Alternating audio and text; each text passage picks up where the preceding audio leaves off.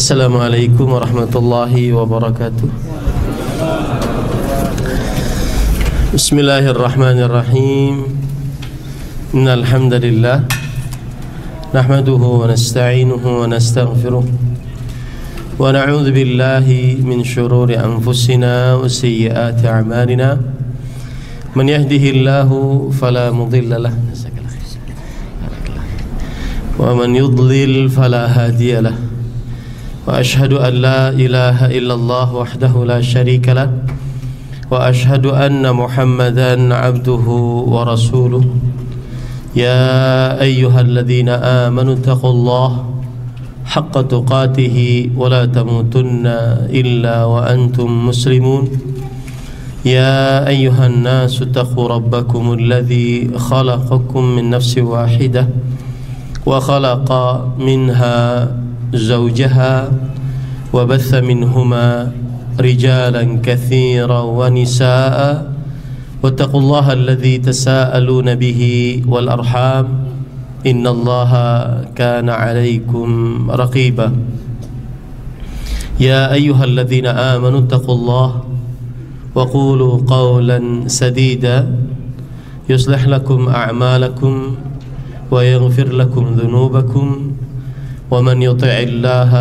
ورسوله فقد فاز فوزا عظيما. أما بعد فإن أصدق الحديث كتاب الله وأحسن الهدي هدي محمد صلى الله عليه وعلى آله وسلم وشر الأمور محدثاتها وكل محدثة بدعة وكل بدعة ضلالة wa kulla dhalalatin finnar. Alhamdulillah, kita bersyukur pada Allah Subhanahu wa taala pada hari ini, hari yang paling mulia di dalam sepekan, hari rayanya kaum muslimin setiap pekannya, Jumat 25 Jumadil Akhirah 1446 Hijriah, bertepatan dengan 27 Desember 2024. Kita dimudahkan oleh Allah Subhanahu wa taala untuk duduk bersama di Masjid Jam'iyatud Da'wah Litaw'iyati wal Irsyad fi Dammam, Kerajaan Arab Saudi, dalam sebuah kajian Islam ilmiah dengan tema penyemangat beribadah kepada Allah Subhanahu wa taala. Salawat dan salam semoga selalu Allah berikan kepada Nabi kita Muhammad sallallahu alaihi wa ala alihi wasallam, pada keluarga beliau, para sahabat, serta orang-orang yang mengikuti beliau sampai hari kiamat kelak. Dengan nama-nama Allah yang husna dan sifat-sifatnya yang ulia, kita berdoa, Allahumma inna nas'aluka ilman nafi'an wa rizqan tayyiban wa amalan mutaqabbala, Allahumma amin. Ahibati fillah, afanillah wa iyyakum. Bapak ibu, saudara-saudari yang saya cintai karena Allah, semoga Allah Subhanahu wa taala selalu memberikan afiat pada kita di dunia dan di akhirat. Tema kita berkaitan dengan perihal ibadah kepada Allah Subhanahu wa taala. Dan tema ini fi ghayatil ahamiyah, sangatlah penting bagi seorang muslim untuk mempelajarinya. Karena tujuan kita diciptakan oleh Allah Subhanahu wa taala adalah untuk beribadah. Allah Subhanahu wa taala berfirman di dalam Al-Qur'an, "Wa ma khalaqtul jinna wal insa illa liya'budun." Dan tidaklah kuciptakan jin dan manusia melainkan supaya mereka beribadah kepadaku. Ayat ini memberikan pelajaran tujuan khusus penciptaan jin dan manusia kita semua adalah untuk beribadah. Karena ayat tadi diawali dengan penafian, wa ma khalaqtu, tidaklah kuciptakan. Dan penafian setelahnya diakhiri dengan penetapan. Dan para ulama mengatakan penetapan ba'da nafi yadullu 'ala al-ikhtisas. Penetapan setelah penafian menunjukkan kepada pengkhususan. Seperti misalkan ucapan tauhid la ilaha illallah, tidak ada ilah yang berhak diibadahi selain Allah. Maksudnya adalah khusus Allah subhanahu wa ta'ala ilah yang berhak untuk diibadahi, tidak ada selain Allah. Sama wa ma khalaqtul jinna wal insa illa liya'budun, khusus beribadah kepada Allah subhanahu wa ta'ala tujuan penciptaan jin dan manusia, tidak ada tujuan lain. Kemudian juga ayat-ayat yang semisal dengannya sangat banyak. Di antaranya adalah Allah subhanahu wa ta'ala berfirman di dalam Al-Quran dalam bentuk perintah. Seperti misalkan dalam surat Taha ayat 14, Allah berfirman, innani anallah la ilaha illa ana fa'budni wa aqimis salata lidzikri. Sesungguhnya aku adalah Allah yang berhak diibadahi, tidak ada yang berhak diibadahi selain aku. Fa'budillah, maka beribadahlah kalian kepadaku. Ayat ini memberikan pelajaran kepada kita bahwa beribadah adalah perintah Allah subhanahu wa ta'ala. Dan al-aslu fil amril mutlaq yadullu ala al-wujub. Asal hukum dalam perintah yang mutlak, yang bebas, menunjukkan kepada kewajiban. Maka tema ini penting karena kita sedang membicarakan kewajiban kita paling tinggi kepada Allah subhanahu wa ta'ala, yaitu beribadah kepada Allah subhanahu wa ta'ala. Kemudian juga dalam ayat yang lain, surat Al-Anbiya ayat 25, Allah subhanahu wa ta'ala berfirman, wa ma arsalna min qablika min rasul illa nuhi ilai annahu la ilaha illa ana fa'budun. Tidaklah kami utus sebelum engkau seorang rasul kecuali kami wahyukan kepadanya bahwa tidak ada Tuhan yang berhak diibadahi selain aku, maka hendaklah kalian beribadah kepadanya. Ayat yang ketiga ini, Al-Anbiya ayat 25, memberikan pelajaran kepada kita bahwa tugas para rasul, dakwah para rasul seluruhnya adalah mengajak beribadah kepada Allah subhanahu wa ta'ala. Jadi dari tadi saya menyebutkan pentingnya tema ini sudah 3 poin. Yang pertama, tujuan penciptaan jin dan manusia adalah supaya beribadah hanya kepada Allah, dan itu adalah puncak tujuan penciptaan jin dan manusia. Yang kedua, beribadah kepada Allah adalah perintah, dan asal hukum perintah menunjukkan kepada kewajiban. Yang ketiga, beribadah kepada Allah semata, tiada sekutu bagi Allah, adalah muhimmatu ar-rusul wa da'watuhum, kepentingan para rasul alaihi wassalatu wassalam dan dakwah mereka adalah mengajak beribadah kepada Allah Subhanahu wa ta'ala. Kemudian yang keempat, pentingnya membicarakan perihal beribadah kepada Allah Subhanahu wa ta'ala adalah tidak ada perintah di dalam Al-Quran dari mulai Al-Fatihah sampai Al-Baqarah kecuali yang pertama kali perintah dari Allah adalah perintah untuk beribadah. Allah berfirman dalam surat Al-Baqarah ayat 21 yang merupakan ayat pertama perintah, kata kerja perintah pertama dalam Al-Quran, yaitu surah Al-Baqarah ayat 21. Ya ayyuhan nas u'budu rabbakumul ladzi khalaqakum. Wahai manusia, beribadahlah kalian kepada Rabb kalian yang telah menciptakan kalian dan orang-orang sebelum kalian agar kalian bertakwa. Ayat ini adalah ayat kerja, kata kerja perintah pertama dalam Al-Quran.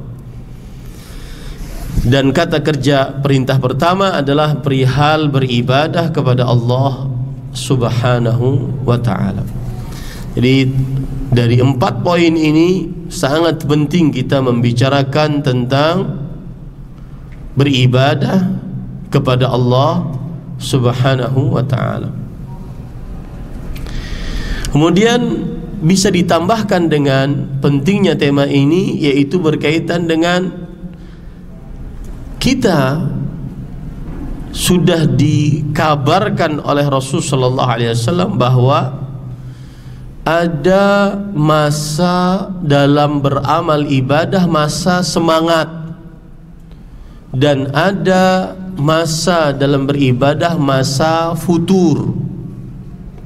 Dalam hadis riwayat Imam Tirmidzi, Rasul sallallahu alaihi wasallam bersabda, "Inna likulli amalin syirratan wa likulli syirratin fatratun, faman kanat fatratuhu ila sunnati faqad ihtada, wa man kana ila ghairi dzalika faqad halak." Yang artinya sesungguhnya setiap amal ada masa semangat, dan setiap masa semangat ada masa lemah, futur. Futur itu diambil dari kata fatara. Fatara artinya lana ba'da ma taharrak atau sakana ba'da ma taharrak, diam setelah dia bergerak dengan cepat, atau lana ba'da mashtad, lemah setelah dia kuat. Itulah futur, dan itu sering terjadi di dalam orang-orang yang beramal ibadah, dan pasti terjadi. Hanya malaikat yang tidak merasakan futur dalam mengabdi kepada Allah Subhanahu wa ta'ala. Allah Subhanahu wa ta'ala berfirman di dalam Al-Quran tentang para malaikat, di antaranya yaitu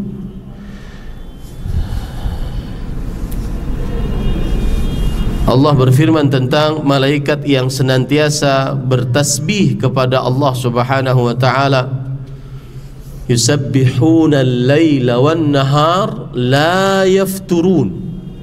Mereka para malaikat memuji Allah, bertasbih siang dan malam, la yafturun, tidak pernah futur. Jadi kalau manusia futur itu memang sudah tabiatnya sajiyah, itu memang sudah akhlaknya manusia. Akhlak itu bagaimana yang tadi malam saya sebutkan kajian malam, akhlak itu adalah sajiyah wa tabi'ah, sifat dan tabiat allati taskunu fil qalb, yang menancap di dalam kalbu, kemudian dia keluar dalam keadaan sesuatu tanpa berpikir panjang dan tanpa dibuat-buat. Maka futur adalah kebiasaan manusia, semangat nanti lemah, Ini adalah sebuah fenomena realita yang sudah diberitakan oleh Rasul sallallahu alaihi wasallam. Tinggal bagaimana menyikapinya. Dalam hadis tadi ada dua sikap, yaitu faman kanat fatratuhu ila sunnati faqad ihtada. Yang kembali kepada sunnah saat dia futur, maka dia dapat petunjuk kembali. Wa man kana ila ghairi dzalika faqad halak. Sedangkan yang tidak kembali maka pasti dia binasa. Disinilah pentingnya membahas tema penyemangat beribadah kepada Allah Subhanahu wa ta'ala. Terkhusus lagi kita di zaman sekarang, zaman yang banyak hal-hal yang sangat melalaikan, yang disebut di dalam amalan yang merusak qalbu, yaitu al-ghaflah. Sangat banyak melalaikan. Di antara contoh-contoh al-ghaflah misalkan yang terjadi pada manusia, saya sebutkan di antaranya adalah lalai dari belajar ilmu agama, karena sibuk dengan mencari dunia. Padahal dunia yang dia bawa, yang dia usahakan sampai melalaikan belajar agama, tidak pernah dia bawa sedikit pun saat dia mati, kecuali 2 kain kafan. Ada perkataan Fadilat Syekh Al-Allamah Al-Imam alim min ulama'i baqiyatis salaf fi hadha zaman, Syekh Dr. Saleh bin Fauzan bin Abdullah Al-Fauzan hafizahullah. Beliau berkata perkataan menarik sekali. Kata beliau, sayandamul insan amma qarib. Seorang manusia akan menyesal sebentar lagi. Kapan? Hina intaqala minad daril akhirah, minad darid dunya ila daril akhirah. Ketika dia berpindah dari dunia kepada kehidupan akhirat setelah kematian. Fayajid anna al-mal alladhi at'aba nafsahu min ajlih la yahmilu ma'ahu syai'an illa kafanu. Maka dia pasti akan mendapati bahwa harta yang dia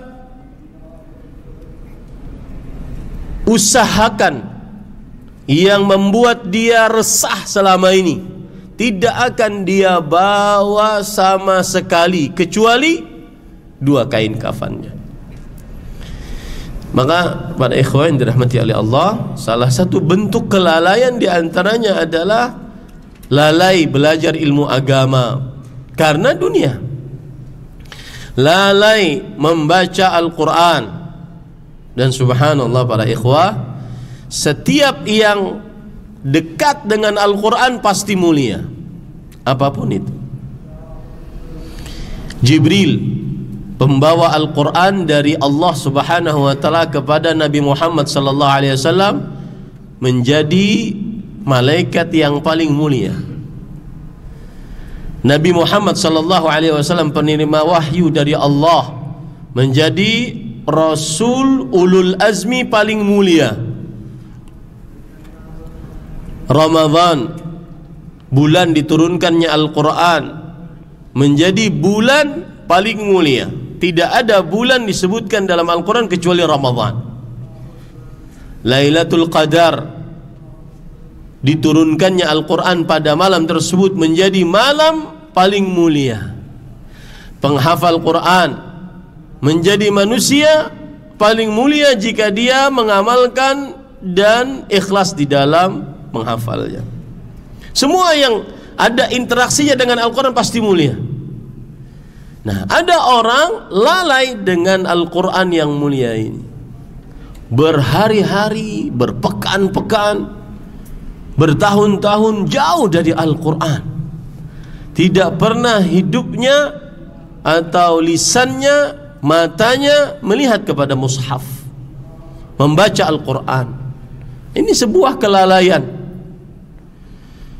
Tetapi jika main dengan gawainya, HP-nya, bermedia sosial, atau scroll Instagram, media sosial lainnya, maka dia sangat bisa menggunakan waktu dengan begitu lama.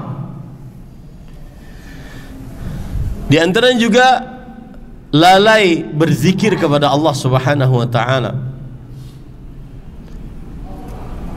Dan subhanallah, ada perkataan menarik dari Al-Imam Al-Faqih Muhammad bin Salih Al-Utsaimin rahimahullah. Beliau mengatakan begini: hatta tatayaqan, sampai kamu yakin, anna dzikra min aisaril a'ma, min anna dzikra taufiqun min Allah, sampai kamu yakin bahwa zikir itu adalah petunjuk dari Allah. Anna dzikra min aisaril a'mal walakin la yuwaffiquhu illa man waffaqah,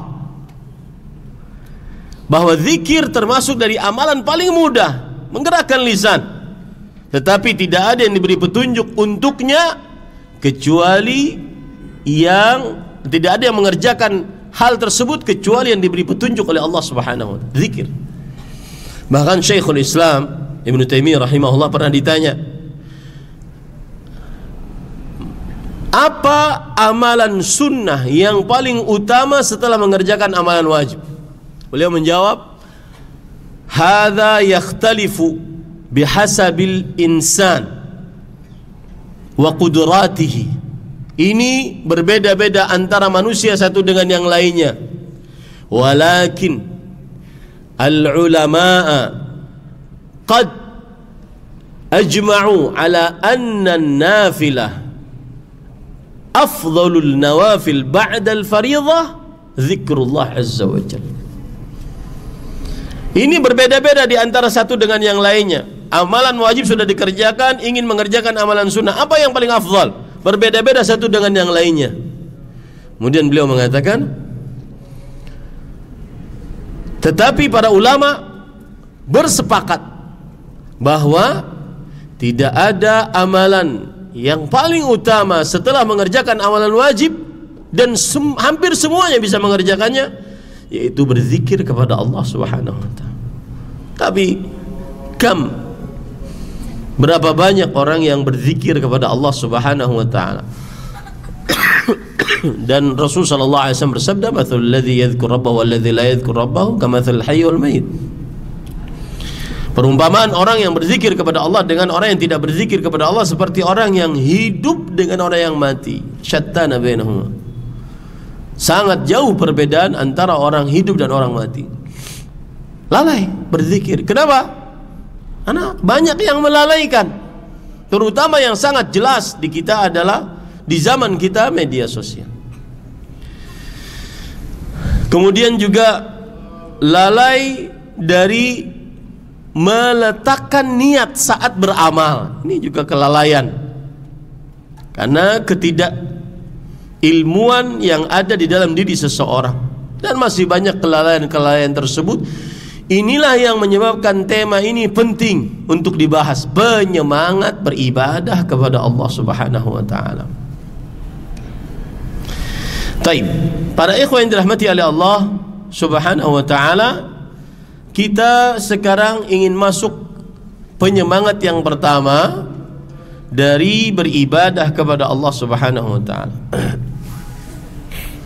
Dan khusus menuntut ilmu, ya, karena antum adalah orang-orang yang merantau untuk bekerja dan juga pelajar, maka saya menasihatkan khusus untuk menuntut ilmu, maka luangkan waktu untuk menuntut ilmu. Wallahi para ikhwah, di luar sana di negara kita kadang ada para jamaah yang sampai nangis-nangis minta agar ustadz datang ke tempatnya, karena nggak ada ustadz untuk belajar ilmu agama yang mendasar dan sistematis. Maka ketika ada semacam lembaga seperti ini, ada ustadz yang mengajarkan di dalamnya, istafidu, ambillah faedah sebanyak-banyaknya. Karena kadang-kadang ustadz tidak bisa datang ke daerahnya, terpencil, jalan darat 8 jam, harus meninggalkan pesantren, lembaga pendidikannya, dan seterusnya. Maka nikmat Allah Subhanahu wa ta'ala seseorang untuk belajar ilmu agama. Dan semua yang ada di dunia ini terlaknat kecuali ad-dunya mal'una wa mal'unun man fiha illa dzikrallah wa man walah aw alimun aw muta'allim.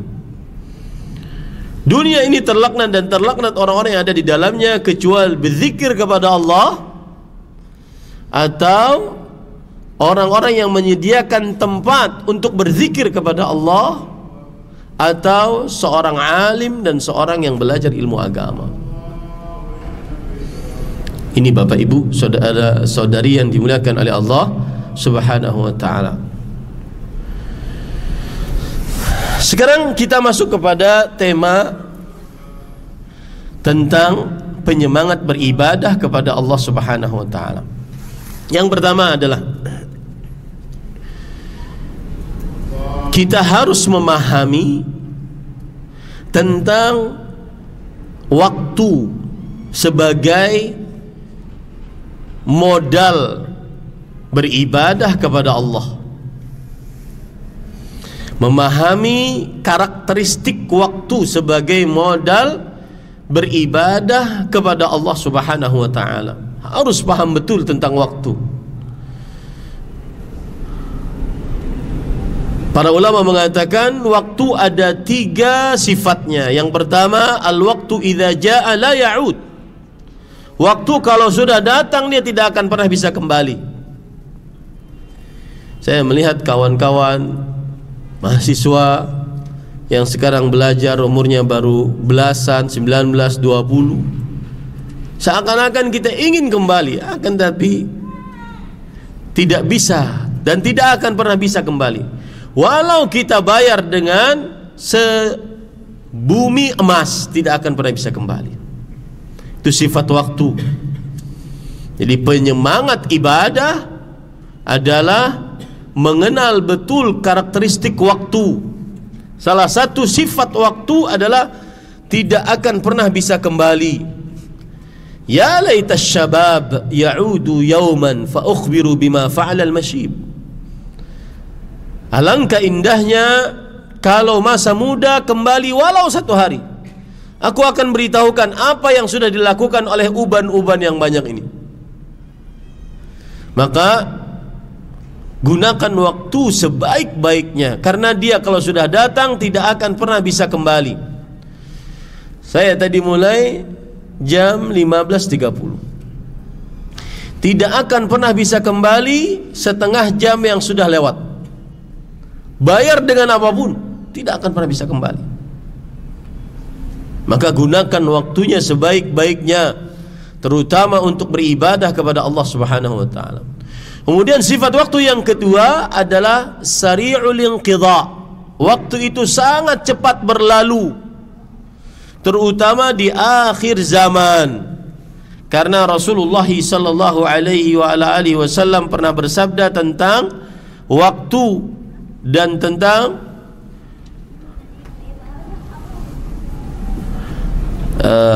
tanda hari kiamat. Di antara tanda hari kiamat adalah Rasul sallallahu alaihi wasallam bersabda, yataqarabuz zamanu.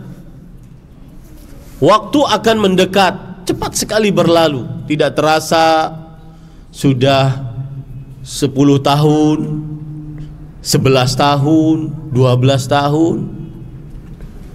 Tidak terasa sudah sekian tahun, nggak kerasa. Yataqarabuz zamanu, akan mendekat. Dalam hadis riwayat Imam Muslim. Ini para ikhwan yang dirahmati oleh Allah, dia sangat cepat berlalu, terutama di akhir zaman. Meskipun di sana ada pendapat-pendapat dan syarah-syarah dari hadis ini, tetapi secara zahir dari hadis ini bahwa yataqarabuz zamanu, saling mendekatnya waktu adalah cepatnya waktu itu berlalu, tidak terasa. Maka gunakan waktunya sebaik-baiknya. Yang ketiga sifat waktu adalah dia ra'sumal. Dia adalah modal untuk mendapatkan keuntungan. Seorang pedagang mau berdagang harus punya modal. Kalau tidak punya modal, maka dia tidak akan bisa berdagang dan tidak akan mendapatkan keuntungan. Maka al-waktu ra'su malil insan. Waktu adalah modal hidup manusia. Makanya Imam Ibnu Qayyim rahimahullah mengatakan at-taswif ra'su amwalil mafalis. Sikap menunda-nunda itu adalah modal hidup orang yang bangkrut. Entar aja deh. Kau bayangkan, sudah lama kita di Arab Saudi, kemudian dari Indonesia mungkin belum bisa membaca Al-Quran. Di padangnya orang-orang yang bisa membaca Al-Quran, semestinya kita gunakan waktu kita untuk belajar membaca Al-Quran dengan lancar. Dan standar lancar saya katakan adalah lancar yang membaca Al-Quran seperti para imam-imam di Masjidil Haram, Masjid Nabawi.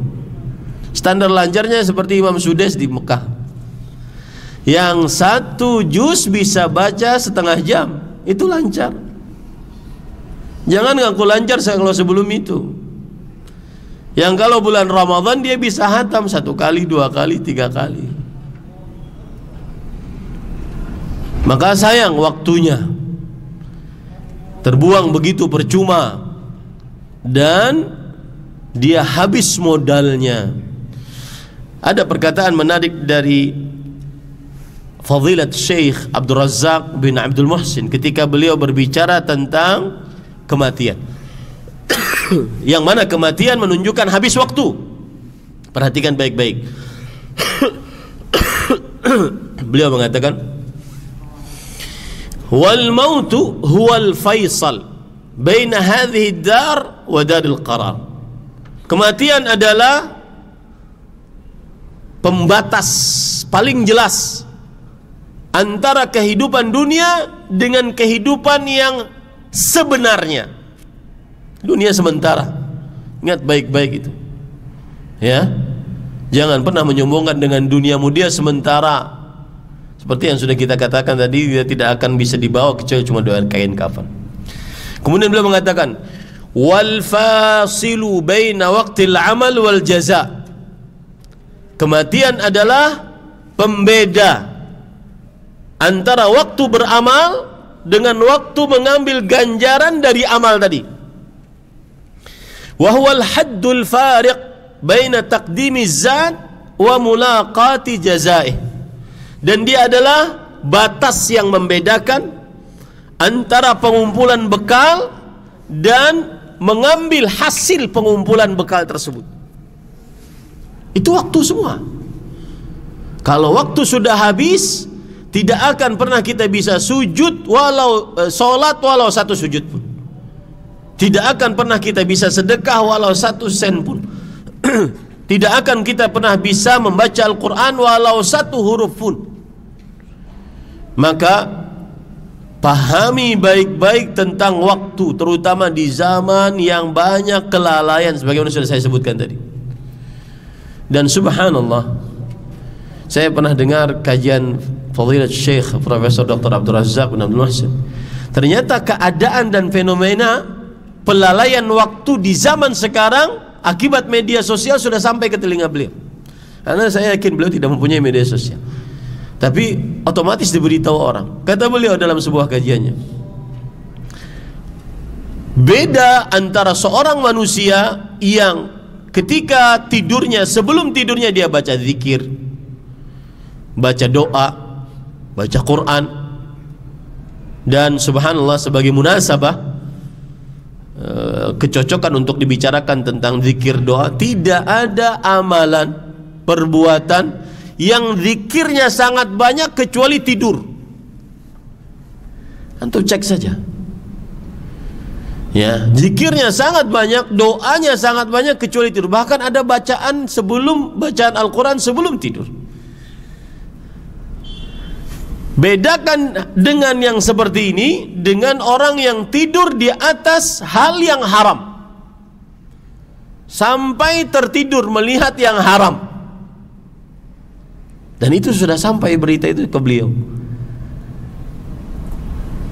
Maka itu hal yang sangat melalaikan dan menghabiskan waktu. Benar-benar habis waktu. Ya.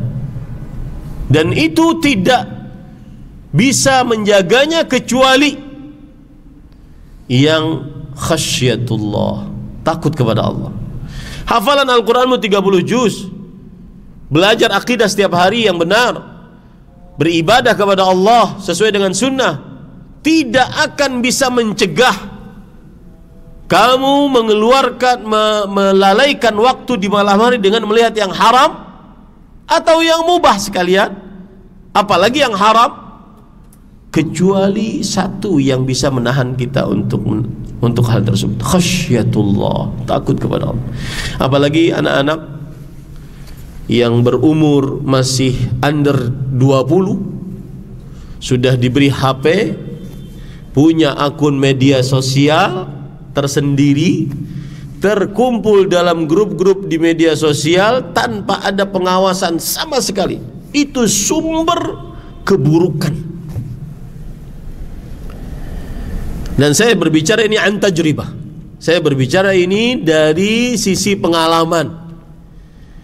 Para santri-santri yang kita didik, kita bina dari mulai seperti kertas kosong seperti ini, bersih. Kemudian kita masukkan akidah yang benar, ibadah, kebiasaan beribadah sesuai dengan sunnah, belajar bahasa Arab, hafal Al-Quran 30 juz, tidak ada manfaatnya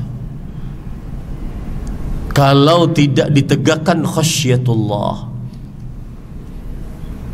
Khasyah adalah takut kepada Allah ma'al ma'rifah. Takut kepada Allah disertai dengan mengenal Allah Subhanahu wa ta'ala. Dan itu semua berkaitan dengan waktu. Belum lagi kadang-kadang di perjalanan untuk menghabiskan waktu perjalanan, baik yang muda bahkan sampai yang tua, sibuk dengan game. Lalu ketika dinasihati, komentarnya yang ketus adalah, salahnya apa? Dia tidak ganggu orang lain. Maka jawabannya, salahnya adalah menghabiskan waktu yang akan dimintai pertanggungjawaban oleh Allah pertama kali kelak di hari kiamat. La tazulu qadama 'abdin yaumal qiyamah hatta yus'ala an umrihi fima afnah. Dalam hadis riwayat Imam Tirmidzi dari Abu Barzah Al-Aslami radhiyallahu an, Rasulullah SAW bersabda, tidak akan bergeser kedua telapak kaki seorang hamba pada hari kiamat sampai dia ditanya tentang umurnya dia habiskan untuk apa. Ya, sedikit menyimpang para ikhwah tentang maksiat saat sendirian dan tertidur di atas maksiat saat sendirian. Subhanallah. Para ikhwan yang dirahmati oleh Allah, pahami baik-baik bahwa maksiat saat sendirian adalah penghapus pahala, sebagaimana dalam hadis riwayat Imam Ibnu Majah. Dan kebalikannya, beribadah saat sendirian mendatangkan pahala yang besar. Allah berfirman dalam Al-Quran surat Qaf, man khasyar rahmana bil ghaib wa jaa biqalbin munib udkhuluha bisalam dzalika yaumul khulud lahum fiha ma yasha'un wa ladaina fiha mazid. Barang siapa yang khasyah kepada Allah. Maka sekali lagi, yang sudah kadung anaknya dikasih HP pribadi, punya media sosial pribadi, yang belum, jangan kasih Pak. Jangan kasih Pak, ambil aja Pak. Ambil aja. Ya. Karena merusak. Barang siapa yang khasyah kepada Allah saat sendirian dan datang dengan hati yang penuh dengan menghadap kepada Allah Subhanahu wa taala, dikatakan kepadanya, masuklah ke dalam surga dengan keselamatan yang penuh dengan keamanan. Mereka akan mendapatkan apa yang mereka inginkan di dalamnya, dan kami memiliki di dalamnya pahala tambahan. Nabi Muhammad SAW mengatakan, al-mazid, pahala tambahan adalah ru'yatullah azza wa jalla. Itu kebalikan dari tadi. Bermaksiat saat sendirian, penghapus pahala. Dan beribadah saat sendirian, dia adalah pendatang pahala yang sangat besar. Subhanallah. Ini para ikhwan yang dirahmati oleh Allah Subhanahu wa ta'ala. Maka itu 3 sifat waktu yang harus kita pahami baik-baik agar kita semangat untuk beribadah kepada Allah Subhanahu wa ta'ala. Bahwa ada waktu dan waktunya terbatas, dan terbatasnya kita tidak tahu sampai kapan. Ini sifat yang keempat. Waktu terbatas, dan terbatasnya kita tidak tahu sampai kapan. Sebagaimana disebutkan oleh Allah Subhanahu wa ta'ala di dalam surat Luqman, wa ma tadri nafsun madza taksibu ghada wa ma tadri nafsun bi ayyi ardhin tamut. Seseorang tidak tahu apa yang akan dia perbuat besok hari, dan seseorang tidak tahu di mana dia akan meninggal. Nggak tahu kapan, nggak tahu. Ini yang sangat berbahaya. Makanya Imam Ibnu Utsaimin rahimahullah pernah mengatakan, qad yakhrujul insan min baitihi wa la yarji'u ilaih. Kadang seseorang keluar dari rumahnya dan dia tidak bisa kembali, mati di tengah jalan. Wa qad yanamul insan ala firashihi fayuhmalu min firashi ila sariri ghasli. Kadang seseorang tidur di atas kasurnya, lalu dia diangkat dari atas kasurnya ke tempat pemandiannya.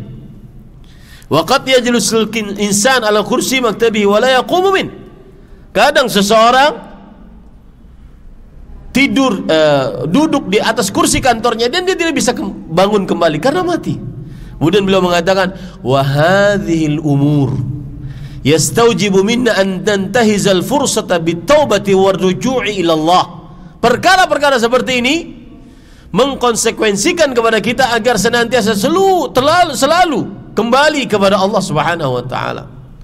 Yang ada dalam benaknya adalah takut habis waktunya. Makanya Abdullah bin Mas'ud radhiyallahu anhu pernah berkata, ma nadimtu ala syai' nadami ala yaumin gharabat fihi syamsu naqasa fihi ajali wa lam yazid fihi amali. Aku tidak pernah menyesal atas sesuatu apapun di dunia ini apabila hilang. Enggak pernah menyesal, kecuali penyesalanku terhadap suatu hari yang mataharinya terbenam, berarti umurku berkurang tetapi amalku tidak bertambah. Ini para ikhwan yang dirahmati oleh Allah Subhanahu wa taala. Abdullah bin Umar radhiyallahu anhuma ketika menyaksikan pahala salat jenazah, dan beliau berkata, laqad aktsara alaina Abu Hurairah. Abu Hurairah dalam riwayatnya tentang pahala salat jenazah terlalu berlebihan. Karena Abu Hurairah radhiyallahu anhu mengatakan, man shalla ala janazah falahu qirat. Barang siapa salat atas jenazah, maka dia akan mendapatkan pahala 1 qirat. Wal qirat mithlu Uhud. Dan 1 qirat seperti 1 gunung Uhud. Saya tanya, kemarin ngisi umroh, saya tanya ChatGPT, berapa gunung Uhud itu beratnya? Kata dia 47 sampai 56 triliun kilogram. Besarnya pahala orang yang mengerjakan sholat jenazah. Para ikhwan yang dirahmati oleh Allah Subhanahu wa ta'ala, setelah itu beliau tanyakan hadis ini kepada Aisyah radhiyallahu anha. Benar enggak? Jangan-jangan terlalu berlebihan nih Abu Hurairah terhadap hadisnya. Kata Aisyah, sadaqa Abu Hurairah. Benar Abu Hurairah dengan hadisnya tersebut. Abdullah bin Umar radhiyallahu anhu langsung mengatakan, laqad farratna fi qararita katsira. Berarti selama ini waktu terbuang percuma, kita sudah melalaikan bergunung-gunung pahala. Karena beliau setelah sholat jenazah langsung pulang, tidak menghantarkan jenazah sampai ke kuburan. Karena siapa yang sholat jenazah kemudian menghantarkan sampai ke kuburan, maka dia dapatkan 2 qiraat pahala. Para salafus saleh termasuk orang-orang yang sangat memperhatikan waktu mereka. Ini yang membuat kita semangat untuk beribadah kepada Allah Subhanahu wa ta'ala. Baik, belum lagi para ikhwan yang dirahmati oleh Allah Subhanahu wa ta'ala, kejadian di zaman sekarang yang sudah sangat banyak, yaitu mautul faj'ah, kematian tiba-tiba. Kematian tidak berbau dan dia tiba-tiba. Dan Rasulullah SAW bersabda dalam hadis riwayat Imam Abu Daud dari Ubaid bin Khalid As-Sulami, mautul faj'ah akhdhatu asaf, yang artinya kematian tiba-tiba itu adalah sebuah tanda kemurkaan. Akhdhatu asaf, sebuah tanda kemurkaan, sebagaimana yang ditafsiri oleh Al-Imam Al-Hafidh Ibnu Hajar Al-Asqalani rahimahullah ta'ala. Ustaz, kalau seandainya dia orang beriman bagaimana? Maka di sana ada hadis lain dari perkataan Abdullah bin Mas'ud radhiyallahu anhu, ra'fatun bil mu'min wa asafun 'alal fajir. Kematian tiba-tiba adalah rahmat bagi orang beriman dan kemurkaan dari Allah bagi orang-orang yang ahli maksiat. Baik. Yang kedua, penyemangat beribadah yang kedua adalah mengingat kematian. Rasul sallallahu alaihi wa ala alihi wasallam bersabda di dalam hadis riwayat Imam Ibnu Hibban dan dihasankan oleh Imam Al-Albani rahimahullah, aktsiru dzikra hadzimil ladzat, perbanyaklah mengingat sesuatu yang memutuskan kelezatan, yakni al-maut, yaitu kematian. Apa manfaatnya mengingat kematian? Dan subhanallah, banyak orang yang berhijrah, bertaubat, mulai istiqamah di jalan Allah karena diberi petunjuk oleh Allah melalui mengingat kematian. Banyak sekali, dengan berbagai macam takdir yang Allah Subhanahu wa ta'ala berikan kepada manusia, tapi tujuannya adalah mengingat kematian. Rasulullah SAW kemudian bersabda, fama dzakarahu 'abdun qattu wa huwa fi dhiqin illa wassa'a alaih. Tidaklah seorang hamba mengingat kematian dalam keadaan dia sempit kehidupannya, sempit perasaannya, melainkan mengingat kematian tersebut akan melapangkan perasaannya. Wala dzakarahu wa huwa fi sa'ah illa dhayyaqa alaih. Ini dia. Tidaklah orang mengingat kematian dalam keadaan dia lapang, nyaman, tentram, hidupnya enak. Coba aja kita lagi ngobrol, kemudian ketawa-ketawa, kemudian ada orang yang mengingatkan tentang kematian, langsung itu mingkem semua, langsung nunduk semua, langsung istighfar semua. Tidaklah orang mengingatnya dalam keadaan lapang, melainkan ingatannya tersebut terhadap kematian akan menyempitkannya, membuat dia semangat untuk beribadah kepada Allah.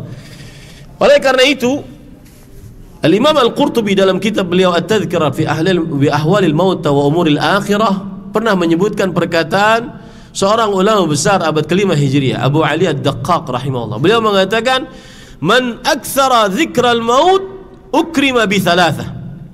Siapa yang banyak mengingat kematian dimuliakan dengan 3 hal. Yang pertama, ta'jilut taubah, segera bertaubat. Orang yang banyak mengingat kematian, dia segera bertaubat, karena setelah mati tidak ada kesempatan untuk bertaubat. Yang kedua, qana'atul qalb, merasa puas dengan pemberian Allah, qana'ah. Dan sedikit menyimpang tentang qana'ah. Qana'ah unsurnya ada 3. Yang pertama, ar-ridha bima a'tallah walau duna kifayah, rela dengan pemberian Allah walaupun kurang dari cukup. Qana'ah. Unsur yang kedua, adamu at-tafaqqud bil mafqud, tidak mencari yang tidak ada. Yang ketiga, al-istighna bil mawjud, mencukupkan dengan yang ada, maka dia akan qana'ah. Dan orang yang mengingat kematian, maka dia akan senantiasa puas dengan pemberian Allah Subhanahu wa taala, dan dia akan menjadi orang yang paling kaya. Irdha bima qasama Allah takun aghnan nas. Puaslah dengan pemberian Allah, pasti kamu akan menjadi manusia yang paling kaya. Yang ketiga, ini yang menjadi inti pembicaraan kita, penyemangat beribadah. Nasyatul ibadah, semangat beribadah. Itu perkataan dari Imam Abu Ali Ad-Daqqaq rahimahullah. Barang siapa yang banyak mengingat kematian, maka dia akan dimuliakan dengan 3 hal. Yang pertama apa tadi? Ta'jilut taubah, segera bertaubat. Yang kedua, qana'atul qalb, qana'ah hati.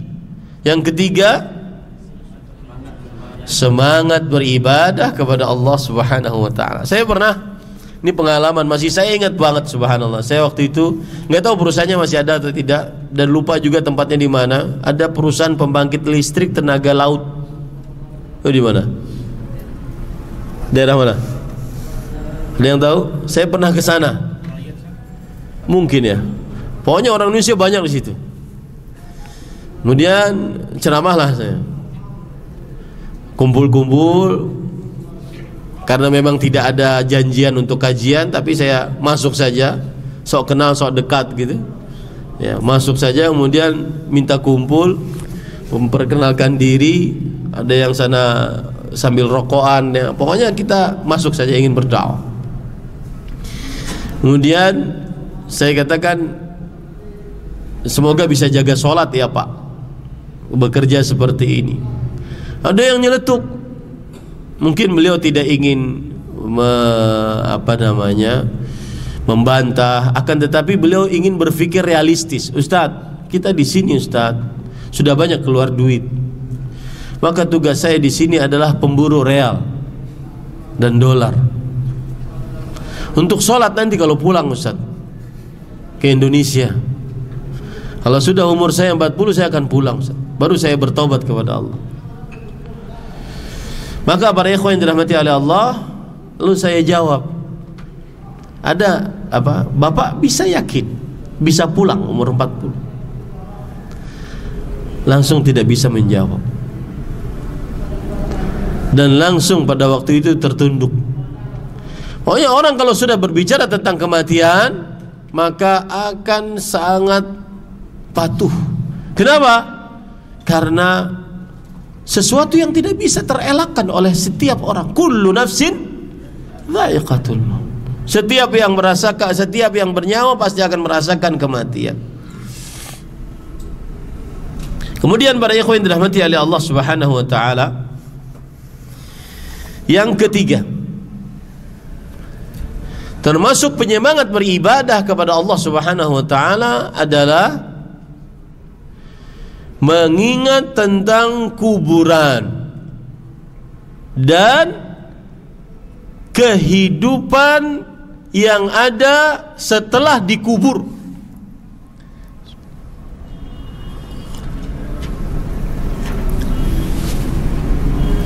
Mengingat tentang kuburan dan kehidupan yang ada setelah dikubur.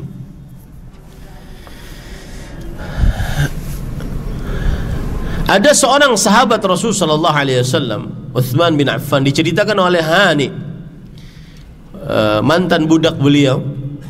Beliau bercerita, kana Utsman radhiyallahu an idza waqafa ala qabr baka hatta yabula lihyatuh. Adalah Utsman bin Affan radhiyallahu anhu, kalau beliau berdiri di samping kuburan, beliau menangis sampai jenggotnya basah dengan air tangisan beliau. Lalu para sahabat berkata, para sahabat Utsman bin Affan radhiyallahu anhu berkata, "Tudhkarul jannatu wan nar fala tabki wa tabki min hadha." Wahai Utsman bin Affan radhiyallahu anhu, engkau diingatkan tentang surga dan neraka, tidak menangis, lalu engkau ketika melihat kuburan menangis, ada apa? Kemudian Utsman bin Affan berkata, sami'tu Rasulullah sallallahu alaihi wa alihi wasallam yaqul, aku pernah mendengar Rasul sallallahu alaihi wasallam bersabda, innal qabra awwalu manazil akhirah. Kuburan tempat singgah pertama dari tempat-tempat singgah yang ada di akhirat. Tempat singgah pertamanya adalah kuburan. Fa in naja minhu fama ba'dahu aisaru min. Yang selamat dikubur, maka kehidupan setelahnya lebih mudah baginya. Makanya para ikhwah, orang akan sudah tahu nasibnya nanti. Saya ini penghuni surga, penghuni neraka kalau sudah masuk kubur. Sudah tahu itu. Wa man lam yanju minhu fama ba'dahu ashaddu min. Dan siapa yang tidak selamat dikubur, disiksa dalam kuburnya, maka kehidupan dan fase kehidupan setelahnya lebih berat baginya. Inilah yang menyebabkan bahwa orang semangat beribadah kalau mengingat kuburan. Rasul sallallahu alaihi wasallam pernah bersabda dalam hadis riwayat Imam At-Tirmidzi, "Ma ra'aitu manzaran qattu illa wal qabru afdha'u minhu." Aku tidak pernah melihat sebuah pemandangan yang sangat menyeramkan kecuali kuburan lebih menyeramkan darinya. Bagaimana antum? Kuburan itu kalau orang sudah masuk, maka akan disempitkan siapapun. Siapapun akan disempitkan oleh Allah Subhanahu wa taala kuburannya. Kalau seandainya ada manusia yang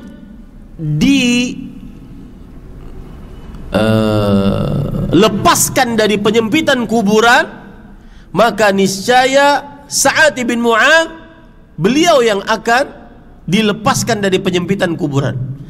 Tetapi karena semua berlaku penyempitan kuburan terhadap siapapun, maka sampai Sa'ad bin Mu'adz yang ketika radhiyallahu anhu ketika meninggal, ihtazzatil arsh, arsy-nya Allah bergerak saking istimewanya Sa'ad bin Mu'adz radhiyallahu anhu.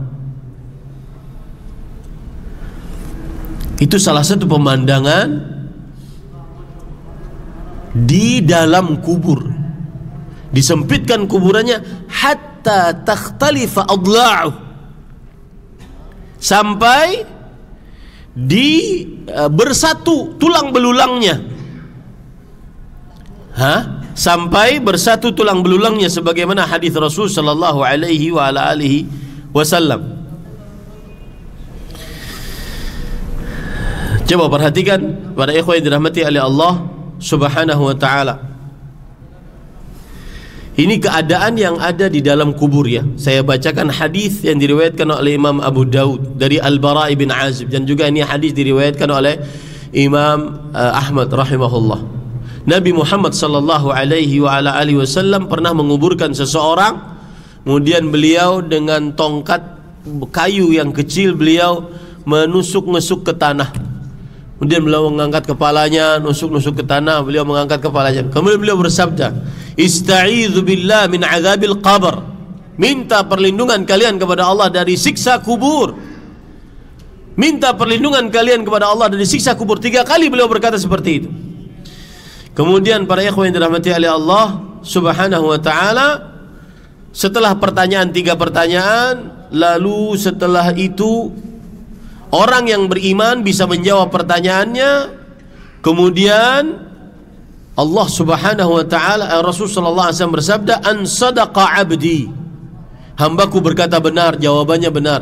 Fa afrishuhu minal jannah waftahu lahu baban ilal jannah walbisuhu minal jannah.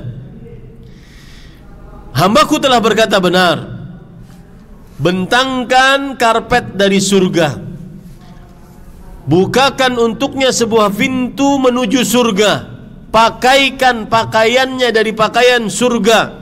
Fayatihi min rauhiha wa tibiha. Maka datanglah bau wangi surga, bau semerbak dari surga. Jadi orang kalau sudah dikubur sudah tahu dia penghuni surga atau penghuni neraka. Kemudian sebaliknya yang tidak bisa jawab, maka para ikhwan yang dirahmati oleh Allah Subhanahu wa taala dipukulkan dengan besi di antara 2 telinganya. Kemudian Allah berfirman, "An kadzaba 'abdi." Ini orang telah berdusta, tidak bisa jawab padahal sudah diberikan jawaban. Fa afrishuhu minan nar, albisuhu minan nar, waftahu lahu baban ilan nar, fayati min harriha wa samumiha. Bentangkan api, bentangkan permadani dari api. Pakaikan pakaian kepadanya dari api. Bukakan untuknya pintu menuju api neraka. Datanglah hawa panasnya dan bau busuknya. Subhanallah. Apakah yang seperti ini kita tidak bisa ambil ibrah yang membuat kita semangat untuk beribadah kepada Allah Subhanahu wa taala? Belum lagi pemandangan di dalam kubur. Rasul sallallahu alaihi wasallam bersabda dalam hadis riwayat Imam Ibnu Majah, "Laisa syai'un minal insan illa bali." Tidak ada sesuatu apapun dari tubuh manusia kalau sudah dikubur kecuali akan binasa. Illa azman wahidan, kecuali 1 tulang saja. Wa huwa ajbuz zanab, yaitu 1 tulang ekor. Wa minhu yurakkabul khalqu yaumil qiyamah. Dari 1 tulang ekor itulah nanti Allah menurunkan hujan seperti air mani, kemudian akan tumbuh kembali dan Allah akan bangkitkan manusia pada hari kiamat seperti itu. Ini hal yang ketiga, ingat kuburan. Jadi kalau hati sedang keras, malas baca Quran, malas sholat sunnah, malas berjamaah, itu jangan dibiarkan para ikhwan. Pergi ke kuburan, ya, pergi ke kuburan. Dan ingat bahwasanya keadaan-keadaan di kubur yang sangat mengerikan. Maka seseorang setelah itu akan semangat beribadah. Al-Hasan Al-Basri, yang menarik, ini sebenarnya contoh bagian kedua tadi, mengingat kematian. Al-Hasan Al-Basri pernah keluar rumahnya untuk menjenguk orang sakit. Ternyata orang tersebut pas dijenguk meninggal, dan beliau melihat keadaan sekarat orang tersebut. Kemudian beliau masuk ke dalam rumah kembali, bighairi wa launil wajhi alladhi kharaja min. Beda raut wajah beliau ketika masuk ke dalam rumah kembali dengan ketika beliau keluar rumah tadi. Kemudian istrinya mengatakan, makanan sudah disiapkan, silahkan makan. Apa kata Al-Hasan Al-Basri, Al-Hasan bin Al-Yasar Al-Basri? Beliau mengatakan, "Alaikum bi ta'amikum, fa inni qad nadhartu manzaran asta'iddu mundu ma ra'ait." Silahkan kalian makan dengan makanan kalian. Aku sudah melihat pemandangan yang sangat mengerikan. Aku bersiap-siap untuk menghadapi keadaan seperti itu. Kematian para ikhwah, sesuatu yang membuat seseorang benar-benar ingin memperbanyak ibadahnya kepada Allah Subhanahu wa taala. Yang keempat, pendek angan-angan dunia.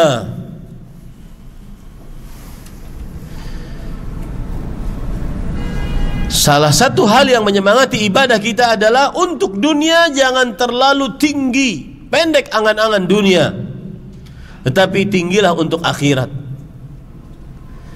Rasulullah sallallahu alaihi wasallam bersabda, "Idza sa'altumuhu fas'alu, idza sa'altumullaha fas'aluhul firdaus." Jika engkau mohon kepada Allah, maka mohonlah surga Firdaus, fa innaha a'lal jannah. Dia adalah surga yang paling tinggi. Maka pendek angan-angan dunia adalah salah satu hal yang menyebabkan kita semangat untuk beribadah kepada Allah Subhanahu wa taala. Rasul sallallahu alaihi wasallam pernah membuat sebuah gambar.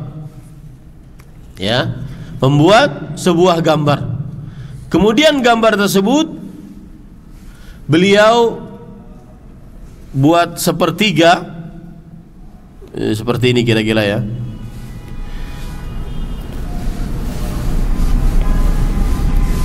Ini gambar beliau bukan sepertiga tetapi persegi panjang. Kemudian beliau buat seperti ini. Kemudian ada ya.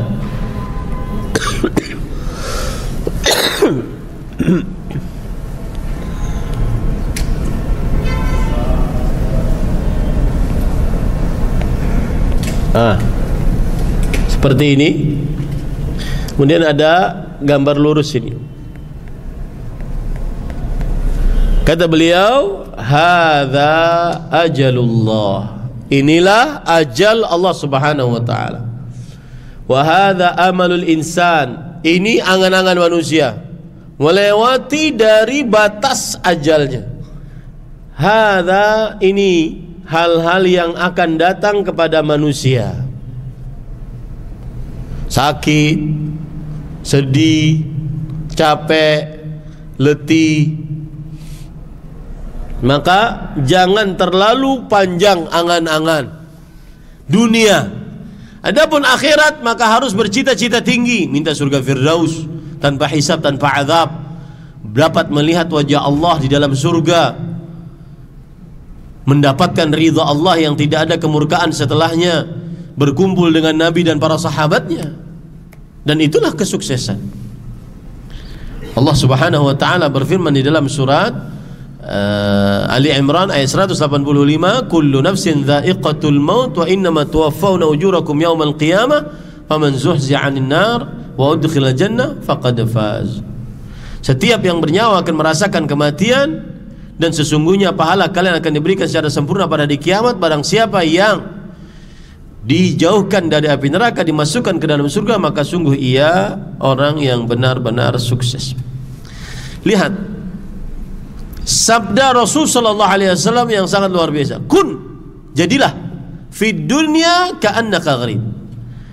Jadilah engkau di dunia seakan-akan engkau orang asing. Apakah ma'qul, masuk akal orang asing bangun istana di situ? Enggak. Dia asing, cuma pengembara untuk melanjutkan perjalanannya. Aw abirus sabil, atau orang yang singgah sebentar. Ya, dalam hadis yang lain Rasulullah SAW bersabda, "Mali walid dunya, ana karakibin astadhillu tahta syajarah, thumma aqum wa rah." Apa hubunganku dengan dunia? Aku bagaikan seorang pengembara berteduh sementara di bawah sebuah pohon. Kemudian bangun dan melanjutkan perjalanan ke asal tujuanku, yaitu Allah Subhanahu wa taala.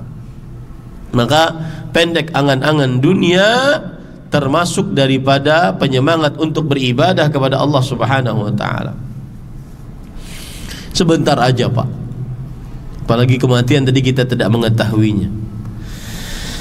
Taib. Kemudian para ikhwan yang dirahmati oleh Allah Subhanahu wa taala, termasuk daripada hal yang membuat kita semangat untuk beribadah yang keberapa ini? Yang kelima sekarang, yaitu seseorang ingin bertemu dengan Allah. Allah yang kita ibadahi selama ini, Kalau kita sedang gelisah, kita ambil air wudhu, sholat 2 rakaat. Kalau kita sedang resah, kita mengucapkan la ilaha illa anta subhanak inni kuntu minadh dhalimin. Kalau kita sedang sumpah, kita baca Quran, kemudian menjadi terang kembali pikiran, tenang kembali. Mana yang punya kalam itu? Mana zikir yang kita sebut namanya? Mana zatnya?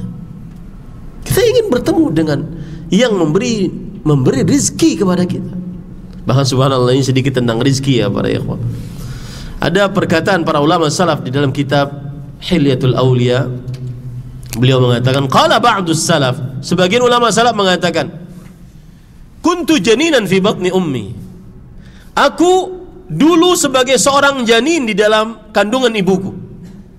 Wa atani Allahu rizq. Dalam keadaan seperti itu aku tidak sanggup apa-apa, Allah memberi rizki kepadaku. Hatta ma taj'alu fi fiyya. Sampai Allah Subhanahu wa taala menjadikan rezeki tersebut di dalam mulutku, yaitu sudah dilahirkan oleh ibuku, kemudian aku menyusu dengan ibuku.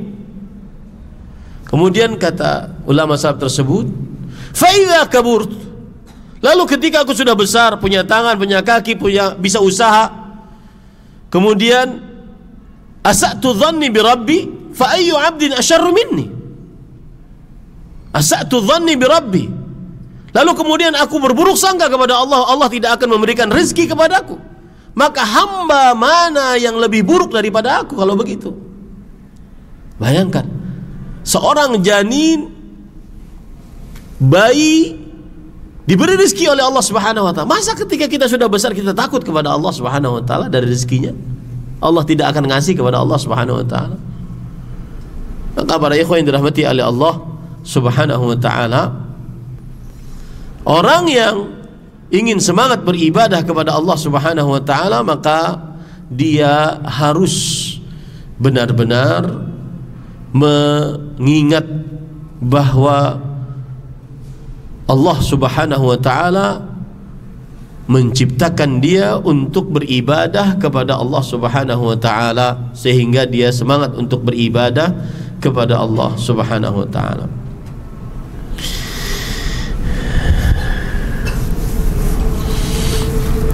Kemudian para ikhwan yang dirahmati oleh Allah Subhanahu wa taala,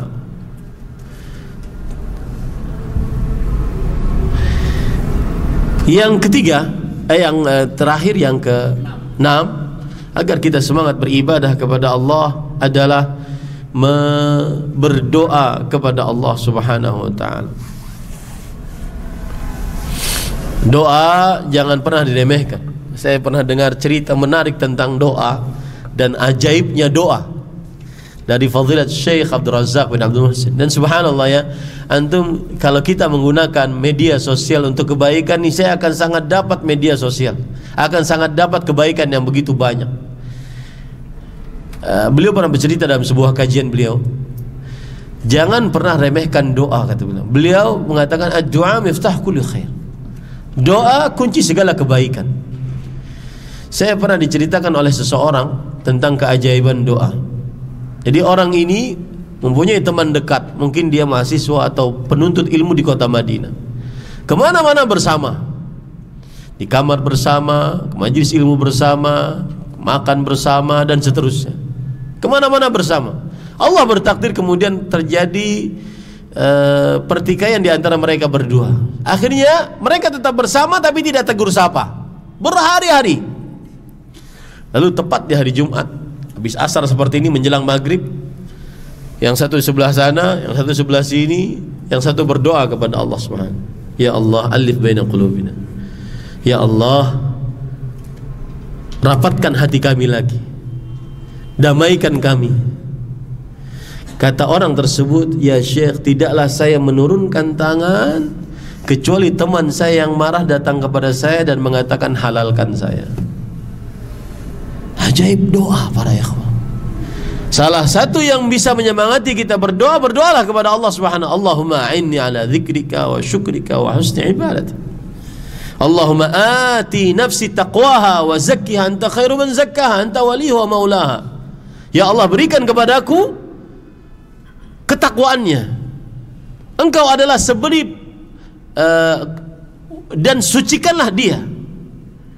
Engkau adalah sebaik-baik pensuci diri. Berdoa kepada Allah Subhanahu wa taala. Dan salah satu konsep berdoa tidak sekali dua, tetapi terus menerus dan benar-benar merengek kepada Allah Subhanahu wa taala. Sebagaimana perkataan Imam Ibnul Jauzi rahimahullah, beliau mengatakan, "Idza jalasta fi dhalamil lail tas'anu minallahi hajatak." Jika engkau duduk di tengah malam meminta kepada Allah hajatmu, fasta'mil akhlaqal atfal. Maka gunakan kebiasaan anak kecil saat meminta kepada orang tuanya. La yatrukuhu hatta tu'tiya. Anak kecil tidak akan pernah meninggalkan orang tuanya, merengek-rengek sampai orang tuanya ngasih. Begitulah konsep berdoa kepada Allah Subhanahu wa taala. Salah satunya agar seseorang semangat beribadah kepada Allah Subhanahu wa taala. Allahumma hdini wa saddidni, ya Allah berikan aku petunjuk dan selalu bimbing aku dalam kebenaran. Allahumma inni as'alukal huda wat tuqa wal afaf wal ghina. Allahumma inni a'udzubika min munkaratil akhlaq wal a'mal wal ahwa wal adwa. Allahumma habbib ilaina al iman wa zayyinhu fi qulubina wa karrih ilaina al kufra wal fusuq wal isyan waj'alna minal rasyidin. Banyak doa-doa dan semestinya seorang menghafal. Ini yang bisa disampaikan. Terakhir, yang ketujuh, amalkan ayat fastabiqul khairat. Agar seseorang semangat beribadah kepada Allah, maka amalkan ayat, berlomba-lombalah dalam kebaikan. Ada kisah menarik berlomba-lomba dalam kebaikan. Suatu saat Rasulullah SAW melihat melihat Abdullah bin Mas'ud berdoa di dalam masjid. Lalu beliau melewati Abdullah bin Mas'ud. Kemudian Rasulullah SAW bersabda, "Sal tu'ta." Wahai Abdullah bin Mas'ud, mintalah, doalah, maka doamu akan dikabulkan. Abdullah bin Mas'ud sibuk berdoa, beliau tidak mendengar. Yang berkata seperti itu adalah Rasulullah SAW. Lalu datang Abu Bakar As-Siddiq radhiyallahu anhu. Tadi Rasulullah SAW berkata kepada engkau agar engkau berdoa dan maka doamu akan dikabulkan. Sudah selesai. Pergi Abu Bakar As-Siddiq radhiyallahu anhu. Datang Umar bin Khattab dan mengatakan persis yang sama. Tadi Rasulullah SAW berkata kepadamu, berdoalah maka doamu akan dikabulkan. Kata Abdullah bin Mas'ud, sabaqaka Abu Bakar. Abu Bakar sudah mendahuluimu. Berlomba-lombalah dalam kebaikan. Tidak peduli siapa yang menang, tapi yang paling peduli adalah bagaimana kita berlomba-lomba dalam kebaikan. Imam Muslim berlomba-lomba dengan kebaikan dalam kebaikan dengan Imam Bukhari, dan akhirnya namanya, dan tetap para ulama mengatakan as-sahhu kutub ba'da Al-Qur'anil Karim Sahihul Bukhari. Kitab yang paling sahih setelah Al-Qur'an Karim adalah Sahih Bukhari. Tetapi ada istilah di antara para ulama hadis, muttafaqun alaih, hadis disepakati oleh dua imam. Akhrajahu al-Imamul Bukhari wal Imam Muslim. Nama Imam Muslim gara-gara istabiqul khairat, katut kata orang Jawa. Ikut. Kenapa? Karena berlomba-lomba dalam kebaikan. Ini yang membuat kita semangat beribadah. Kalau seandainya ada orang yang diluaskan rezekinya, saya pernah tanya, "Pak, apa indahnya mengenal dakwah sunnah?" Kata beliau, hidup jadi nyaman, Ustaz. Dulu kita sebelum mengenal hakikat kehidupan ini, ada orang beli mobil ini saya harus lebih tinggi, padahal itu hanya sebuah pajangan saja. Tapi ketika kita sudah mengenal tujuan hidup, orientasi yang sebenarnya dari kehidupan adalah kesuksesan di akhirat, maka Rasulullah SAW bersabda, "Ya'lam anna ma asabak lam yakun liyukhti'ak wa ma akhta'ak lam yakun liyusibak." Ketahuilah, apa yang menimpamu kalau memang takdirmu tidak akan pernah meleset, pasti kamu dapat. dan apa yang belum kamu dapatkan, karena memang belum takdirmu, tidak akan pernah kamu dapatkan. Hati menjadi tenang. Yang paling utama adalah beribadah kepada Allah Subhanahu wa ta'ala. Semoga yang disampaikan bermanfaat, dan paling utama bermanfaat bagi yang menyampaikan. Dan ini sebenarnya adalah menasehati, menceramahi diri sendiri, ya, menceramahi diri sendiri sebelum para ikhwah dan akhwat, bapak ibu saudara-saudari sekalian. Semoga kita diberi taufik oleh Allah Subhanahu wa ta'ala. Allahumma ati nafsi taqwaha wa zakkiha anta khairu man zakkaha anta waliyuha wa maulaha. Allahumma a'inna ala dhikrika wa syukrika wa husni ibadatik. Allahumma ihdina wa saddidna. Allahumma inna nas'aluka al-huda wa tuqa wal afaf wal ghina. Allahumma habib ilayna al-iman wa zayyinhu fi qulubina wa karrih ilayna al-kufra wal fusuqa wal ihsan waj'alna minal rasyidin. Sallallahu nabiyana Muhammad walhamdulillahi rabbil alamin. Tinggal 7 menit. Kalau ada pertanyaan mungkin dalam waktu 5 menit dipersilahkan. Tafadhol.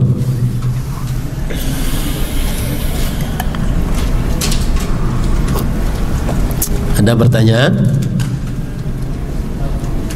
Silakan. Assalamualaikum Ustaz. Waalaikumsalam. Katanya, apa tandanya kita punya tinggi dunia? Apa tandanya kita terlalu orientasi dunia oriented gitu ya? Jawabannya adalah al-ilhimam fi talabid dunya. Terlalu bersusah payah mencari dunia. Saya pernah dulu punya kawan di Islamik ini. Ustadz, benar itu Ustadz yang Ustadz katakan itu. Kami dulu pemburu real Ustadz. Gimana ceritanya? Jam 8 from 8 to 4 kerja. Nanti jadi jam 6 sampai jam 12 kerja lagi. Kemudian jam 2 sampai jam 6 lagi kerja lagi. 3 shift dia. Yang ada dalam benaknya cuma dolar, real. Hidup dolar, hidup real. Ya. Itu tanda dia cinta dunia. Apa-apa dalam benaknya adalah hanya urusan dunia. Saya berteman dengan antum, kalau semangat dunianya, dapat dunianya, saya berteman. Kalau enggak. Itu disebutkan oleh para ulama dengan bahasa al-inhimak fi talabid. Inhimak itu artinya inhimak itu gini. Kalau bahasa Arabnya ya, terlalu bersusah payah untuk dunia. Ah, itu tanda cinta dunia. Apalagi sampai melalaikan kewajiban, melanggar larangan. Nah, wallahu a'lam. Ada lagi? Silakan. Ya. Izin bertanya terkait yang apa ya, yang antum sampaikan, kesannya untuk bagi saya pribadi ya, kesannya itu kayak seolah kayak mustahil. Maksudnya kayak gini, seiring dengan berjalannya kita hidup, ada kalanya kita tergelincir, kemudian tergelincir lagi, dan bahkan kita diminta untuk berdoa, minta surga firdaus, kayak seolah mungkin nggak sih? Nah, itu ya. Saya pernah juga kajian di Aramco waktu itu. Ada yang bilang, Ustadz, setelah Ustadz ceritakan tentang surga, saya pengen banget masuk surga. Dulu kayaknya nggak terlalu pengen gitu. Sekarang pengen banget. Cuma kita tahu diri Ustadz, kita ini malas beribadah, tontonan stand up komedi, sukanya yang lucu-lucu. Tapi gimana mau masuk surga? Boleh. Nah, kemudian pertanyaan beliau, boleh nggak Ustadz? Doanya gini, ya Allah, masukkan saya ke dalam surga, walau emperan surga. Jadi dia tahu diri itu.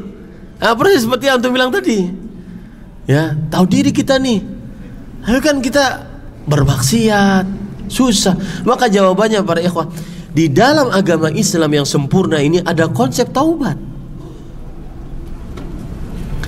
Ada konsep taubat. Kullu bani Adam khata'. Setiap anak Adam selalu mengerjakan kesalahan. Selalu. Bukan hanya mukhti, mengerjakan kesalahan sekali. Enggak. Selalu mengerjakan kesalahan. Ada konsep. Bahkan Rasulullah SAW dalam hadis riwayat Abu Hurairah, riwayat Bukhari, mengatakan ada seorang hamba, dia bermaksiat, lalu dia meyakini Allah Maha Pengampun, lalu dia bertobat. Lalu kemudian dia bermaksiat dengan maksiat yang sama, lalu dia meyakini Allah Maha Pengampun, lalu dia bertobat. Lalu dia bermaksiat yang sama dengan yang ketiga. Yang ketiga dengan maksiat yang sama, lalu dia meyakini Allah Maha Pengampun, lalu dia bertobat. Sampai akhir hadis Rasulullah SAW mengatakan, if'alu ma syi'ta faqad ghafartu lak. Yang artinya, berbuat sesukamu, aku sudah mengampuni dosa-dosamu. Apa maksud dari hadis ini? Maksud dari hadis ini adalah bukan berarti mengajarkan kita taubatnya taubat sementara gitu ya. Taubat tapi kembali lagi, enggak. Tetapi maksudnya selama orang bermaksiat, selama itu dia bertobat, maka selama itu pula Allah mengampuni. Ada konsep taubat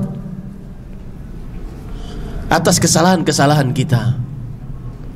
Makanya saya katakan tadi di akhir kajian kan, ini sebenarnya menceramahi diri sendiri.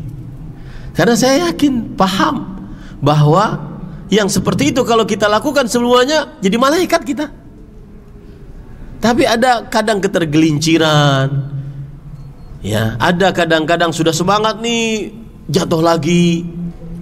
Saya pernah di sebuah kota, seorang pemuda mengatakan, nggak bisa Ustaz, sulit. Itu semua yang Ustaz sebutkan itu sulit, sampai nangis dia. Ada apa ya akhi? Saya ini Ustaz penggemar film porno. 1 GB saya punya. Kemudian dengar ceramah Ustaz, saya hapus tuh. Semuanya saya hapus. 2 pekan setelahnya saya download 20 GB. Maka usaha, harus usaha. Walladzina jahadu fina lanahdiyannahum subulana wa innallaha lama'al muhsinin. Orang-orang yang berjuang di jalan kami harus ada usaha. Maka sungguh kami akan berikan petunjuk-petunjuk kemudahan pada jalan-jalan kami. Salat malam yang sudah lama kita nggak salat, salat witir yang sudah lama kita tinggalkan, baca Quran yang sudah lama kita tidak baca, itu kembalinya nggak mudah loh. Kadang jungkir balik, kadang capek, kadang kembali lagi. Habis subuh yang aturan kita sudah program nih, baca Quran, tapi di sampingnya ada HP. Pas buka Quran matanya berair mata, hurufnya 2. Tapi kalau buka gawai HP media sosial 1 jam, matanya tegang. Nah, itu perlu. Jadi nggak semudah membalik telapak tangan, enggak. Nah, disitulah perlu usaha dan taufik dari Allah Subhanahu Wa Taala. Ini yang bisa disampaikan. Subhanakallah bihamdik. Jazakumullahu khairan. Ini tahun kedua saya kembali lagi ke SCC Dammam. Mudah-mudahan kita bisa berkumpul lagi di waktu yang akan datang. Sallallahu Nabi Muhammad. Alhamdulillahirabbil alamin. Subhanakallah bihamdik. Asyhadu an la ilaha illa anta astaghfiruka wa atubu ilaik. Wassalamualaikum warahmatullahi wabarakatuh. Dengan kebaikan dalam kebaikan dengan Imam Bukhari. Dan akhirnya namanya, dan tetap para ulama mengatakan as-sahhu kutub ba'da Al-Qur'anil Karim Sahihul Bukhari. Kitab yang paling sahih setelah Al-Qur'an Karim adalah Sahih Bukhari.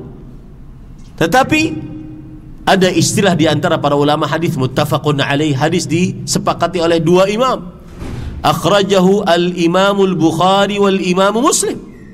Nama Imam Muslim gara-gara istabiqul khairat, katut kata orang Jawa. Ikut. Kenapa? Karena berlomba-lomba dalam kebaikan. Ini yang membuat kita semangat beribadah. Kalau seandainya ada orang yang diluaskan rezekinya, saya pernah tanya, Pak, apa indahnya mengenal dakwah sunnah? Kata beliau, hidup jadi nyaman Ustaz. Dulu kita sebelum mengenal hakikat kehidupan ini, ada orang beli mobil ini saya harus lebih tinggi. Padahal itu hanya sebuah pajangan saja.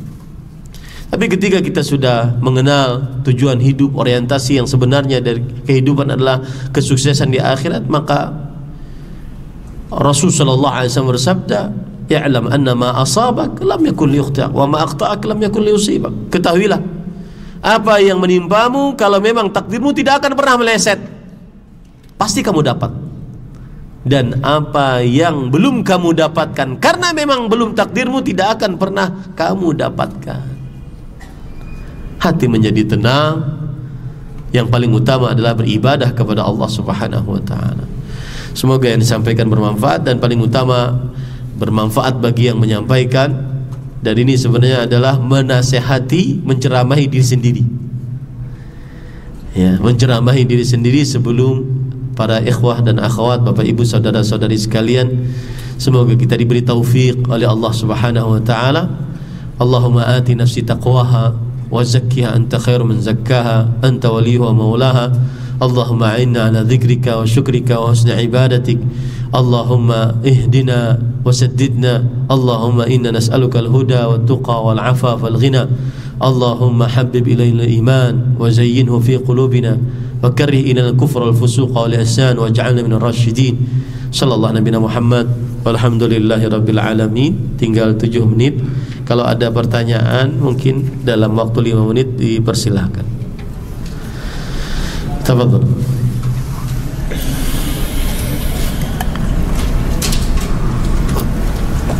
Ada pertanyaan?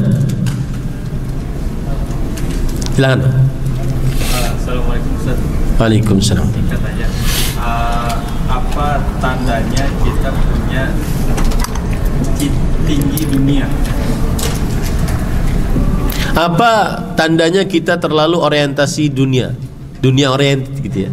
Jawabannya adalah al-ilhimam fi talabid dunya. Terlalu bersusah payah mencari dunia. Saya pernah dulu punya kawan di Islamik ini. Ustaz, benar itu Ustaz yang Ustaz katakan itu. Kami dulu pemburu real Ustaz. Gimana ceritanya? Jam 8 from 8 to 4 kerja. Nanti jadi jam 6 sampai jam 12 kerja lagi. Kemudian jam 2 sampai jam 6 lagi kerja lagi. 3 shift dia. Yang ada dalam benaknya cuma dolar, real. Hidup dolar, hidup real. Ya. Itu tanda dia cinta dunia. Apa-apa dalam benaknya adalah hanya urusan dunia. Saya berteman dengan antum, kalau semangat dunianya, dapat dunianya saya berteman. Kalau enggak. Itu disebutkan oleh para ulama dengan bahasa al-inhimak fi talabid. Inhimak itu artinya inhimak itu gini. Kalau bahasa Arabnya ya, terlalu bersusah payah untuk dunia. Ah, itu cinta dunia. Apalagi sampai melalaikan kewajiban, melanggar larangan. Nah, wallahu a'lam. Ada lagi? Silakan. Ya.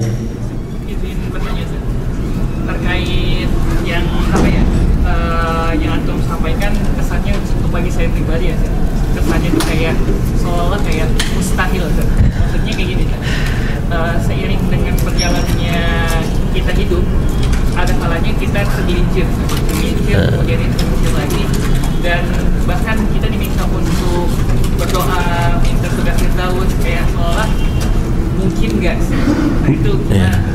Saya pernah juga kajian di Aramco waktu itu. Ada yang bilang, Ustadz, setelah Ustadz ceritakan tentang surga, saya pengen banget masuk surga. Dulu kayaknya nggak terlalu pengen gitu. Sekarang pengen banget. Cuma kita tahu diri Ustadz, kita ini malas beribadah, tontonan stand up komedi, sukanya yang lucu-lucu. Tapi gimana mau masuk surga? Boleh. Nah, kemudian pertanyaan beliau, boleh nggak Ustadz? Doanya gini, ya Allah, masukkan saya ke dalam surga, walau emperan surga. Jadi dia tahu diri itu. Nah, persis seperti yang antum bilang tadi. Ya, tahu diri kita nih. Tapi kan kita bermaksiat, susah. Maka jawabannya para ikhwah, di dalam agama Islam yang sempurna ini ada konsep taubat. Ada konsep taubat. Kullu bani Adam khata'. Setiap anak Adam selalu mengerjakan kesalahan. Selalu. Bukan hanya mukhti, mengerjakan kesalahan sekali. Enggak. Selalu mengerjakan kesalahan. Ada konsep. Bahkan Rasulullah SAW dalam hadis riwayat Abu Hurairah, riwayat Bukhari, mengatakan ada seorang hamba, dia bermaksiat, lalu dia meyakini Allah Maha Pengampun, lalu dia bertobat.